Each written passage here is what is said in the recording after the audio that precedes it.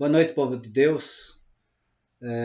Desculpa a ausência em relação à continuidade desse estudo, né, no livro do Apocalipse, dessa mensagem urgente para a vida da igreja, mas estamos retornando novamente.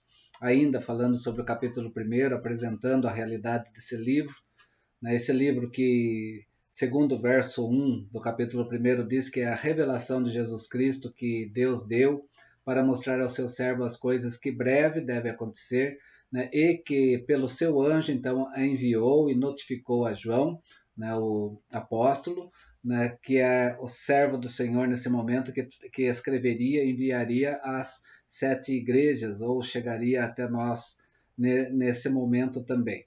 Revelação de Jesus Cristo, né? Nós vimos até aqui do verso 1 até o verso de número 8, né, a dedicatória que nós temos nesse livro, primeiro mostrando o autor, mostrando o assunto, né, sobre esse livro, a dedicatória que esse livro seria dada para as 7 igrejas da Ásia, né, e o verso 8 terminando com Jesus dizendo que ele é o alfa, o ômega, o princípio e o fim, né, aquele que é, que era e que há de vir, o Todo-Poderoso. Nós damos continuidade, então, a esse estudo a partir do verso de número 9, que nós temos aqui.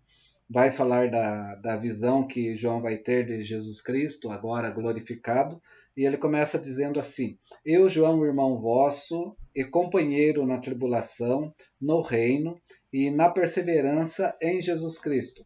Achei-me na ilha chamada Patmos, por causa da palavra de Deus e do testemunho de Jesus Cristo.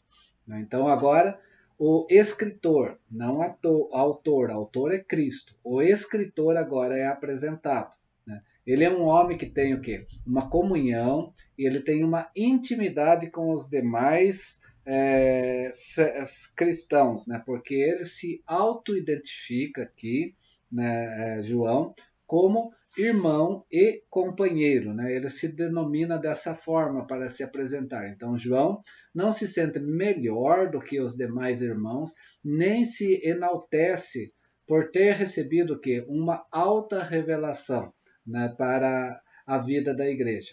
E ele está aqui como condição de porta-voz de Deus, o que não anula a condição dele ser o que? Um co-igual, irmão dos demais, né? Assim que ele se coloca, então, nesse momento na sua apresentação como escritor, né, no livro. Ele é um homem que participa das alegrias, mas também participa dos momentos de provação da igreja.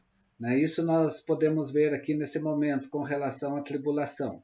A tribulação é o destino do povo de Deus já nessa era, né, que nós temos aqui presente. Aquilo que Jesus mesmo no capítulo 16, verso 33, diz que estaria acontecendo, Atos capítulo 14, verso 22, a tribulação como esse destino do povo de Deus nesta era.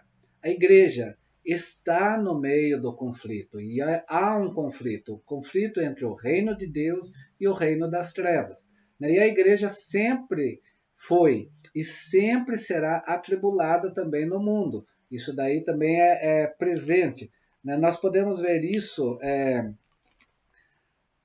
Jesus Cristo, quando Mateus escreve, né, sobre a forma apocalíptica de Jesus falar conosco também no Evangelho, no capítulo 24, desculpa, quando Jesus fala o que sobre esse período de tribulações, de prova que haveria na vida da igreja, né, em todo o momento.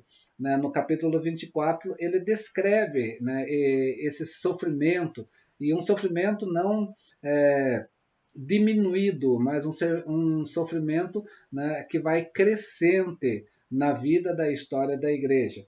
Capítulo 24, só para nós vermos, verso 4 e 8, Jesus respondendo: Vede que ninguém vos engane, porque virão muitos em meu nome, dizendo, eu sou o Cristo, ou eu sou o Messias, o enviado, e enganarão a muitos. E certamente ouvireis falar de guerras e rumores de guerra. Vede, não vos assustei, porque é necessário assim acontecer, mas ainda não é o fim.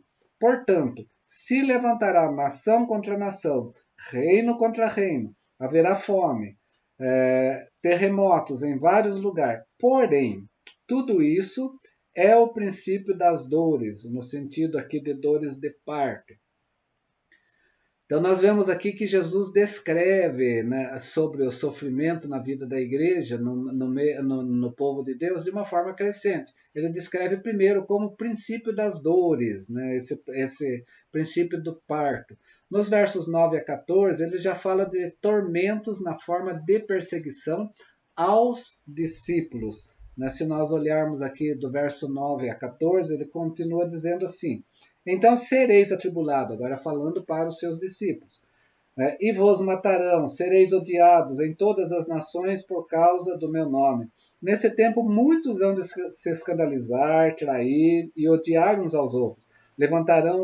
Levantar-se-ão muitos falsos profetas e enganarão a muitos. E por se multiplicar a iniquidade, o amor se esfriará de quase todos. Aquele, porém, que preservar até o fim será salvo. E será pregado esse evangelho do reino por todo o mundo para testemunho a todas as nações, e então virá o fim.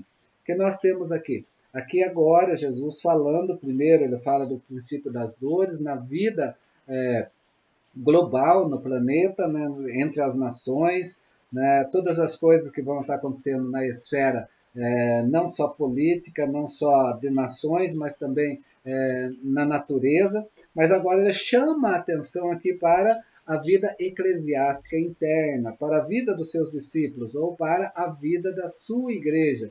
E ele diz que os tormentos também estariam nas perseguições que haveria dentro do próprio contexto eclesiástico. Por quê? Porque verso 12 é bem patente em dizer que multiplicaria a iniquidade. A iniquidade se multiplicaria onde?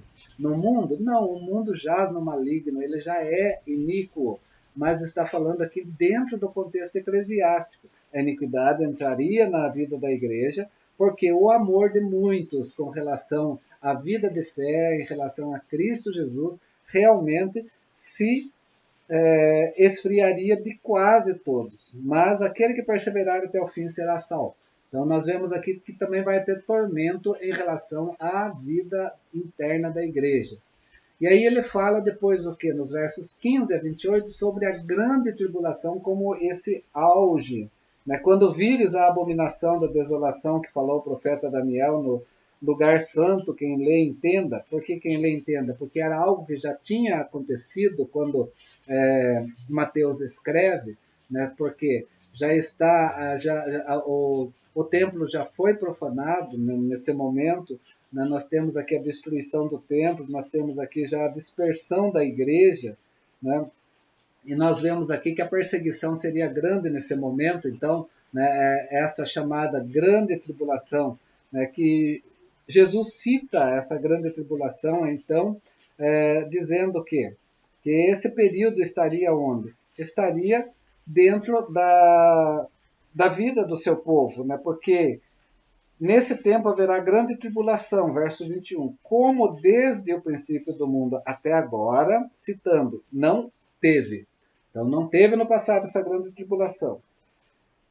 E nem haverá jamais, porque não haverá no futuro, porque está sendo situado quando Mateus escreve, esse período de grande tribulação que está acontecendo. Né? Não é algo que acontecerá futuramente aqui nos relatos que temos aqui na vida de Jesus. É nesse momento que nós temos aqui. E Jesus continua falando nos versos 29 a 31, né, de algo que acontecerá assim depois. Né, que depois dessa tribulação, né, depois das tribulações que ainda prosseguirão depois dessa grande tribulação, culminará então com a vinda de Jesus Cristo. Então nós temos aqui essa expressão aqui com relação à tribulação. E João está falando que ele participa dessas provações, ele participa dessa tribulação na vida também da igreja, e ele vê isso acontecendo. Ele está preso na ilha do Patmos justamente por causa disso, por causa das perseguições que estão acontecendo, né? A tribulação, né, que está presente na vida da igreja.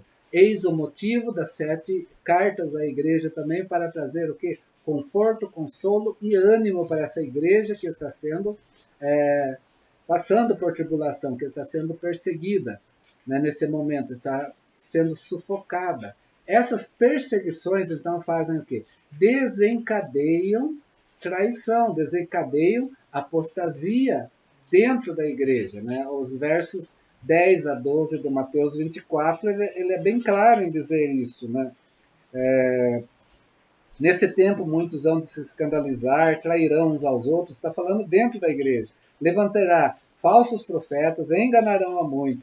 E por multiplicar a iniquidade dentro da igreja, o amor que estava na igreja vai se esfriar, né, de quase todos, por causa dessa perseguição que está sendo desencadeada.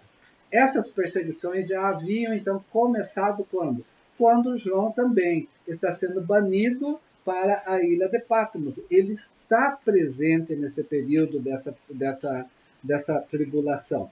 É isso que nós vemos aqui em relação ao livro do Apocalipse também. Né? E João ele vai se apresentar como sendo companheiro do quê? Dessa tribulação. Verso 9.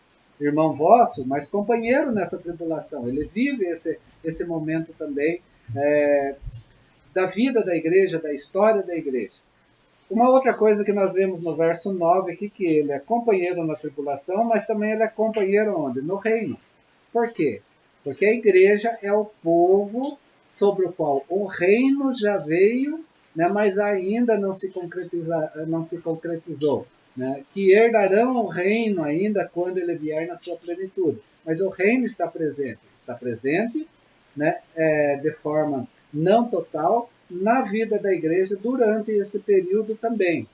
Mas nessa posição, a igreja, então, é o quê? Ela é objeto de ódio satânico, ela está destinada a sofrer perseguição, porque nós temos o reino de Deus presente, mas também temos o reino das trevas, né, querendo destruir o reino de Deus neste momento. Ele diz isso: eu sou irmão de vocês, sou igual a vocês, sou companheiro nessa tribulação que estamos passando, sou companheiro também no reino e sou companheiro aonde? Na perseverança em Cristo Jesus. Por quê? Por causa dessa perseguição, por causa dos males, nós precisamos ter o quê? Perseverança. E essa perseverança precisa ser triunfante, né? Aquilo que Mateus 24:13 Jesus fala em relação a esse período dessa tribulação, né, que estava sobre a face da terra e que passaria essa grande tribulação e as tribulações ainda continuariam na vida da igreja. Né, e João está vivendo esse momento e ele está falando isso, né, e ele recorda que Jesus disse isso e Mateus deixou registrado: aquele, porém, que perseverar até o fim será salvo. Perseverança. Por isso que ele é que companheiro também na perseverança. Ainda não chegou o que havemos de ser? Não. Ainda aguardamos o triunfo final? Sim. Os nossos olhos estão fixos no reino, no rei que vem? Precisam. Somos a noiva que espera o noivo e vivemos essa expectativa como uma noiva santa? Temos que ser. Tudo isso vai trazer dificuldades? Vai, mas nós experimentamos em Jesus Cristo uma união espiritual com Ele. Por isso nós temos que continuar perseverantes. É assim que João se apresenta à vida da sua igreja nesse momento. Só existe um caminho, e é isso que o texto está dizendo, entre a tribulação e o reino, entre as aflições e a glória. Esse caminho é o quê? É uma paciência ativa, não é uma paciência sem atividade, ela é ativa. Por ela ser ativa, essas coisas vão estar acontecendo também na vida dessa igreja. Com essa mensagem, então, João faz o quê? Ele se apresenta às 7 igrejas agora. Né? Ele se apresenta e ele traz, então, o quê? Esse livro para nós.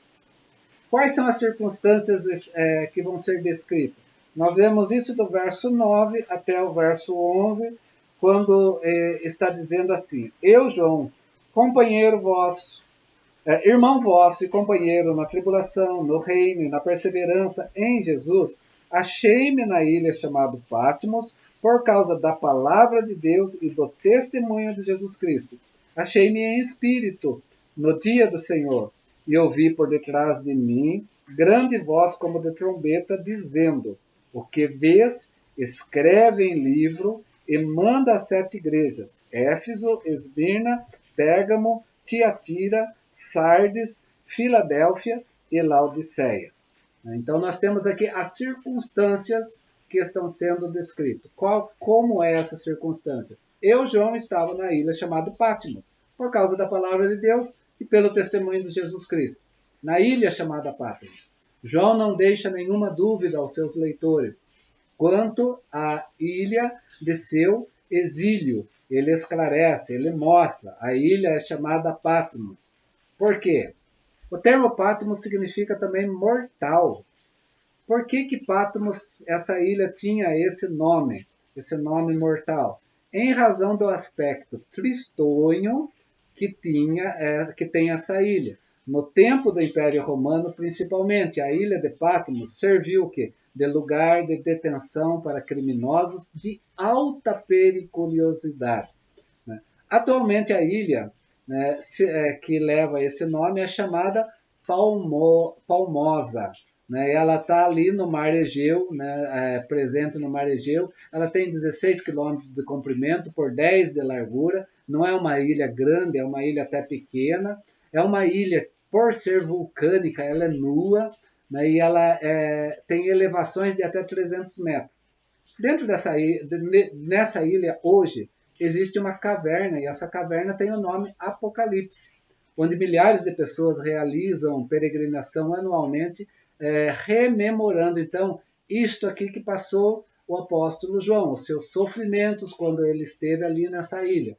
Na ilha também foi construído um mosteiro que leva o nome de São João.